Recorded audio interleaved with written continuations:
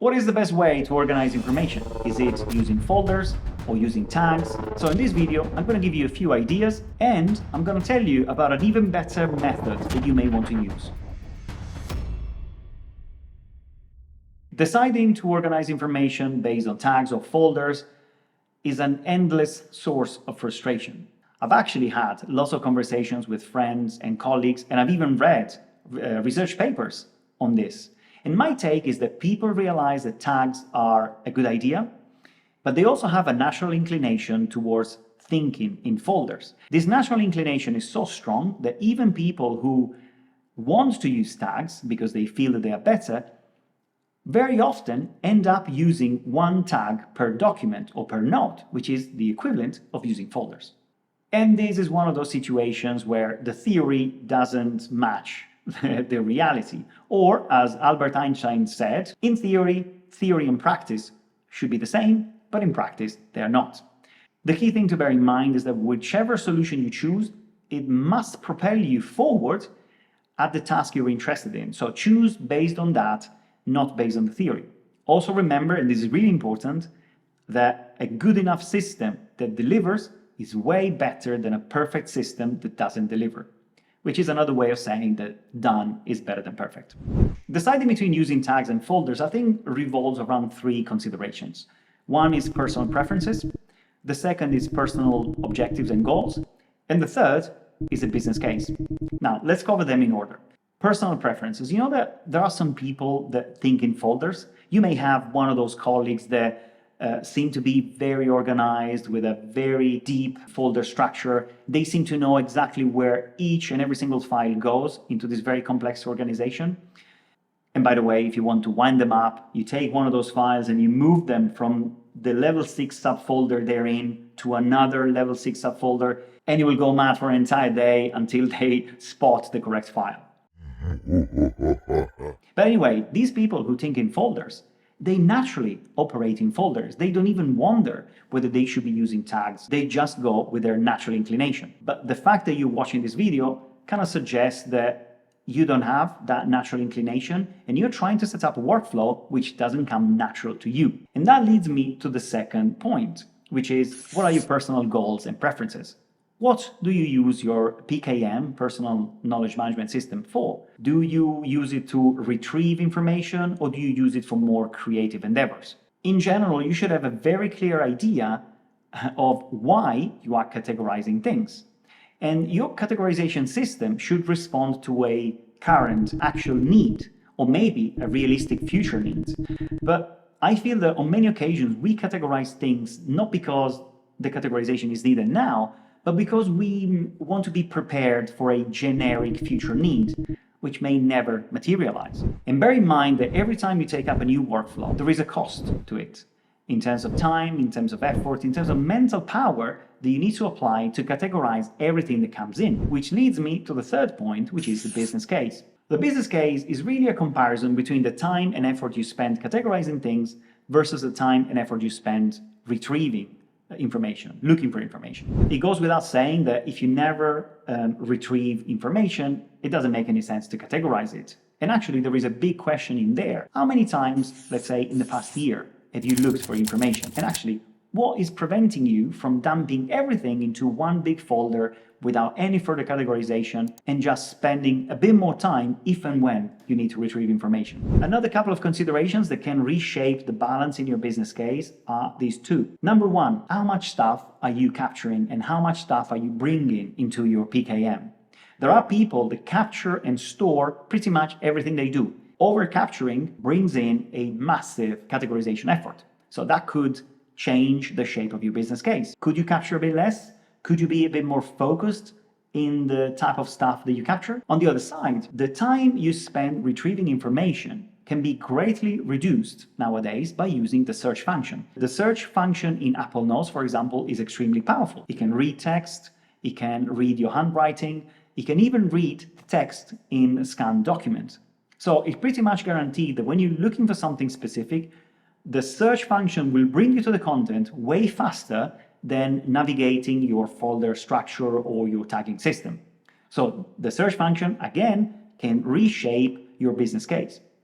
The other consideration is also the type of interaction that you want with your PKM. Do you want to use it only to retrieve information? So you go in, you fish out the document that you need, and that's it? Or do you want to go for more creative endeavors, which means that maybe you want to explore what you have in your PKM, you want to browse, you want to have a look for inspiration, in which case your business case changes a bit. So ask yourself these questions, try and create that business case, and try and decide which system works best for you. Remember, as we said, that no system is perfect, so choose one that covers 80% of your needs and accept the fact that the other 20% won't be perfect. I think that probably the outcome of your decision may be to go for tags. As I said, I think there is an even better way, which I'm going to describe later on. But if you decide to go for tags, then keep in mind that one of the risks is over-tagging. So you should have a tagging framework in place. And I'm going to give you a suggestion of a potential tagging framework, which I think could be useful. The tagging framework that I suggest is made of 3 parts, 3 series of tags that work together. The first part is descriptors, the second part is action tags, and the third, very important, is future context. Now, let's cover them in order. Descriptors are probably the easiest to understand. Every time you bring a new piece of information into your system, you attach a few tags, let's say 3, that describe what that piece of content is about. These are usually easy to identify, and probably if you wanted to use a folder structure, one of these descriptors would be the name of the folder you would place that content in. So let's assume that you bring in a report. Potential descriptors could be report 2024, which is the year this was produced, and maybe the name of the project, Project X. Then you move to action tags. And an action tag is really an answer to the question, what should I do with this file? What should I do with this note? So by definition, not all of the notes you bring in should have an action tag. So a potential tag for this report could be sent for publication. Maybe this report has to be published, so you know that there is an action for you. And by the way, once you've attached a tag to this note, every time you want to know what actions you've got open, you can search for that tag using your tag cloud, or maybe you can set up a smart folder that collects all the notes that have that or other tags that you are looking for. So the tag is now sent for publication, but of course, as soon as I send it for publication, I will change that tag to maybe chase. And when I've chased it and I'm sure that this has been published, I can then remove that tag. The third set of tags is, I think, the most important, and it's the future context. This really answers the question, under which circumstances do I want to stumble again on this piece of content in the future? So going back to the example about these reports, let's say you are now at the time when it's your annual review at the office, maybe you're up for a promotion, for a pay rise, and your boss asks you to give him a list of your achievements during the years. Because you have published that report, which got lots of very positive reviews, lots of compliments, 6 months ago, when you filed it under the tag My Achievements. So now it's really easy, now that you are in this context, you're looking for your achievements, to click on that tag and have a complete list of your achievements for the year. And you can take that list and bring it to your boss. This goes back to what we said earlier on. In this case, you had a clear goal in your tagging system. You wanted to tag things that could be useful in the office 6 months down the line. And because you were clear on that, you were able to tag it as My Achievements, this one and other reports and other documents that are now extremely useful. Clear goal, clear tagging system. And now let's place these strategies on a chart so we can see the difference between them, and I can then introduce an even better way of doing things. So let's cover the first setup, which is the one that uses folders. So let's assume you've got a bit of information, a piece of information that you want to archive, and you will place it into a folder or subfolder or under a series of folders where this bit of information will live. And when it's time to retrieve that bit of information, you can traverse the entire structure until you get to that bit of information. And every time you move from one folder to a subfolder, you narrow down the search very precisely until you find the file you want. Or, of course, you can get directly to the file using the search function. But the point is that once you found it, your job is probably complete and you are anyway in a little box. You don't move out of here. So on a scale that measures creativity, this is probably placed on the left side. Less creative, but very precise. This is probably the personality and the behavior of an archivist. The second structure that we explored is the tagging system. Now, the same piece of information could be there in your system, and you may have several ways to get to it. So several tags. You can have this tag, maybe this tag, and maybe this tag, all pointing to the same file. And of course, you could also get to that file using the search function. The key thing here is that there are several ways in, but once you're there, you are inside of a category, inside of a tag, and you can explore that tag.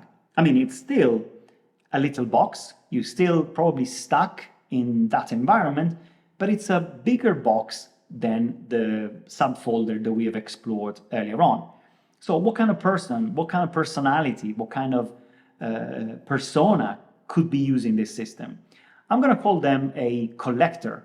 The type of person that would save things and would love to explore not just that specific thing, but maybe also the things surrounding it. So, as an example, imagine an interior designer, someone who saves lots of images for future reference, and maybe at some point he needs to design a kitchen and he's looking for ideas. So he will get to a category tagged kitchen, and he will probably explore many pictures, not just one, but many pictures in that category, looking for ideas.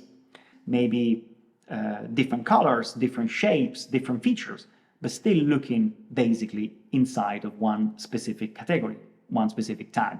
So if you were to place the collector on that creativity scale, it would be more to the right. It's definitely a more creative situation. But there is something which is even more to the right, even more to the creative side, which is links. Using the same system, let's say you have a bit of information, you can get to this bit of information in whichever way you want. That's kind of irrelevant because that node is only the starting point of your exploration. And every node can point to different nodes in your system, following completely different pathways and connections every time you open your system. So I don't know whether the example still works, but if you go back to the kitchen example, you may have a picture of a kitchen in your node system, but that picture can point in different directions. You may have a link to another picture if you want to follow down the same path, or you may have a link to production systems for kitchens.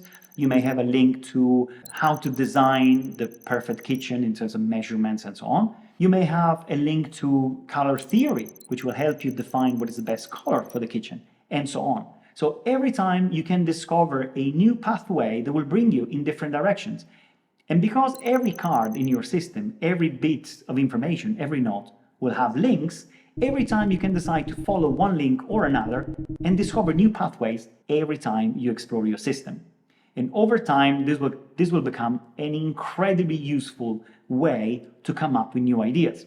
That's why I think that if folders are for archivists and tags are for collectors, I think that the linked system is for artists, creators, writers, or thinkers, people that want to start from an idea and progress every time in different directions. By the way, the linking system is way less rigid and more flexible than the other two, because you can change the way you link things whenever you want. Also, and this is another massive benefit, a folder-based system or even a tag-based system will become more difficult to manage and more complicated the more information you put in. The linked system, on the other hand, becomes more and more useful the more information you put in. So it is definitely a transformational thing that I will always invite you to explore. It may not be for you, depending on your needs, but for me, it has completely transformed the way I take notes and manage my notes. So let's get back to the initial question in the video. Should you use tags or folders? Well, I hope I've demonstrated that there is a better way, more modern, more flexible, and more creative to manage your information, which is I hope you found this useful. There is more content like this on this channel, like this Zettelkasten video. If you want, feel free to subscribe, maybe hit the bell. And for now, thank you very much for watching, and see you soon.